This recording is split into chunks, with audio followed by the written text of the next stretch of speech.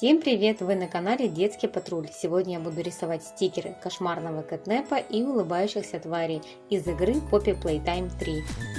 Пёкл пес или Dog Day – это оранжевая собака с висящими ушами, черным носом, желтым животом, и у него есть подсветка – золотое солнце. Он пахнет ванилью. Dog Day – надежный лидер банды улыбающихся зверей. Как видно из его значка, он обладает солнечным характером, всегда смотрит на вещи с хорошей стороны и подбадривает других в трудную минуту. Как и остальные 6 улыбающихся зверьков, за исключением кота Дремота, Dog Day страдает боязнью ветра, хотя и пытается убедить остальных в том, что ветряная буря пройдет. Когда Dog Day вдыхает красный дым, который выдыхает Кэтнеп во время заключительной сцены мультфильма «Улыбающиеся твари», Dog Day демонстрирует более нервирующую и зловещую личность.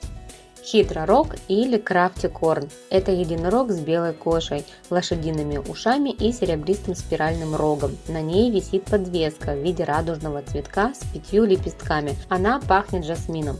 Крафти – творческий единорог со страстью к искусству, разделяющий его важность с другими членами команды. Она также кажется миротворцем, видящим красоту во всем, что ее окружает. Во вступлении к мультфильму она демонстрирует свои навыки талантливого художника, нарисовав точную копию медвежонка, которую она взволнованно показала Буби. Это отражается в других аспектах, поскольку на протяжении всего оформления мультфильма она всегда изображена раскрашивающей что-либо. Также часто показывает, что Крафтикорн довольно застенчивая, а также робкая и дерганая, поскольку она закричала и съежилась под одеялом, когда во время шторма у дома оторвалась ветка дерева. Хрюшка Привереда или Пики Пиги – это свинка с розовой кожей, курчавым хвостом, верхней частью морды в форме полумесяца. У нее есть подвеска в виде красного яблока, и она пахнет цитрусом. Пики Пиги – любительница здорового питания, которая любит поесть и призывает своих друзей придерживаться сбалансированной диеты, хотя она также питает тайную любовь к чизбургерам и сэндвичам. Согласно ее вырезке, она показана лживой и каннибалистичной, поскольку выбирает такие предложения, как опалить слона и освежевать единорога, что звучит так, будто она планировала съесть остальных улыбающихся тварей. Она также спрашивает игрока, не хотел ли он бы стать ее другом, после того, как заявляет, что все еще голодна, еще больше демонстрируя свой обманчивый характер. Она умоляла Кэтнепа использовать красный дым, чтобы преодолеть бессонницу. Тогда Пиги проявила признаки безумия, истерически смеясь, пока не потеряла сознание. Бобби Обнимашка – это медвежонок с рыжим мехом, черными глазами, черным носом и округлыми ушами. На шее у него сердечко рубинового цвета, и он пахнет розой. Бобби – это добрая, заботливая душа. Бобби проявляет сострадание ко всем людям, местам и вещам, большие и маленькие, все они являются получателями его любви. Бобби обладает теплыми и благодарными качествами. Он глубоко заботится о своих друзьях и обо всем, что его окружает, и будет выступать в роли миротворца, если среди команды вспыхнет драка. Бобби также может считаться наивным, поскольку он может заботиться даже о том, у кого в глубине души не самые лучшие намерения. Судя по его картонке, он боится, что его бросят, и спрашивает игрока, не собирается ли он бросить его. Буба Бубблсон – это голубой слон с S-образным хоботом, длинным хвостом и большими ушами. У него есть подвеска в виде желтой лампочки с синим винтовым основанием. Его аромат – лемонграсс. Буба умный и внимательный. Он поддерживает своих друзей и всегда побуждает их делать разумный выбор, чтобы все они могли вырасти яркими и выдающимися, каждый по-своему. Он самое умное существо и действует как мозг банды. Такое поведение подтверждает его подвеска с лампочкой. Во вступлении к мультфильму, когда он снял картину с мольберта единорожки, чтобы показать сложное математическое уравнение, доказывает его гениальность. Буба наблюдателен и уравновешен, наставляя своих друзей на путь истины, чтобы они могли принимать разумные решения, чтобы они могли стать и создать для себя светлое будущее. Цыпленок Чикен – это цыпленок с желтыми крыльями, с черными пальцами, верхним клювом в форме полумесяца и короной из 3 перьев, спускающихся по правой стороне его лица. На шее висит подвеска в виде звезды рубинового цвета, и его аромат иланг-иланг. Чикен крутой парень, он высоко ценит такое представление о себе, поэтому поддерживает свой имидж во всем, что делает.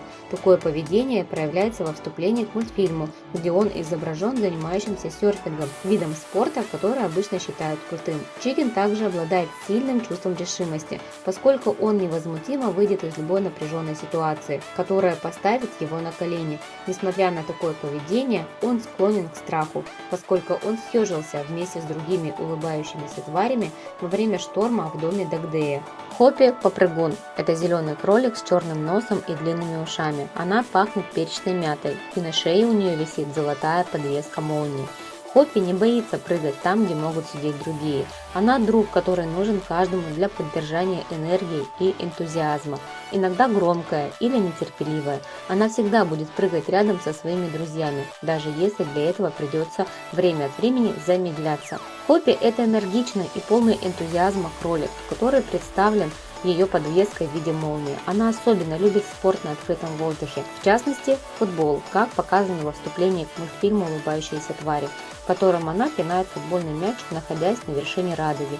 Иногда она может быть шумной, властной и нетерпеливой. Кот Дремот или же Кэтнеп.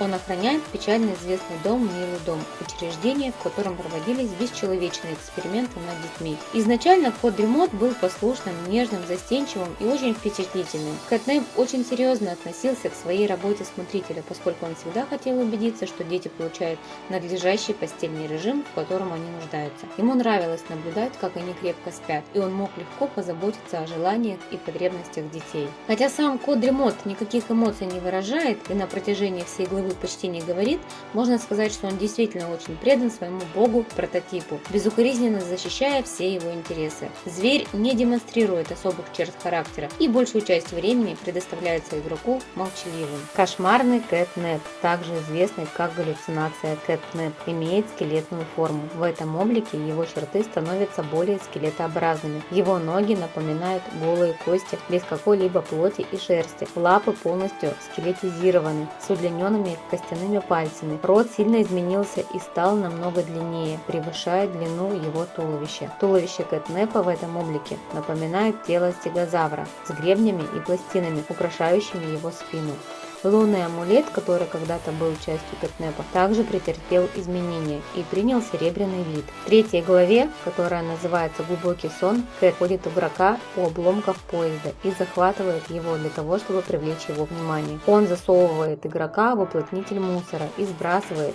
Все это происходит во время вступительной сцены. Далее в одной из сцен игроку дается большая батарейка, необходимая для повторного запуска зоны добычи газа. Когда игрок пытается установить батарейку в соответствующий разъем, кот Дремот достает его врасплох и начинает преследовать. Даже после того, как игрок убегает в лифт, в этот момент в помещении появляется красный дым, и тело начинает искажаться неестественным образом. В конечном итоге игрок попадает в безопасную комнату, похожую на помещение, которую кто-то использовал для защиты от кота Дремота когда-то. Игроку поручено противостоять наступлению кота Дремота, и в битве с боссом игрок должен выдержать почти 5 минут интенсивных столкновений. Когда кот Дремот пытается выдохнуть красный дым, игрок быстро реагирует и стреляет своей заряженной рукой, ударяя его током, и легко поджигает газ и все тело кота Дремота, и он вспыхивает, оставляя его валяться на полу в попытках потушить пламя. В конце концов кот сдается, поднимая руки в знак того, что он сдался и подчинился. Вот такая история произошла с Кэтнепом в третьей части Poppy Playtime. Улыбающиеся твари. Это кровожадные монстры без намека на сожаление. Они появляются как враждебные плюшевые игрушки в главе 3 «Глубокий сон». Они преследуют игрока, а он в свою очередь использует оранжевую руку, стреляет в них сигнальной ракетой, чтобы отпугнуть их. Улыбающиеся твари издают визгливые звуки и противный смех. Эти плюшевые игрушки невероятно бесчеловечны, но у каждого из них есть свой характер. Вот такие стикеры у нас получились. С вас лайк и подписка. С меня еще более интересные и крутые видео.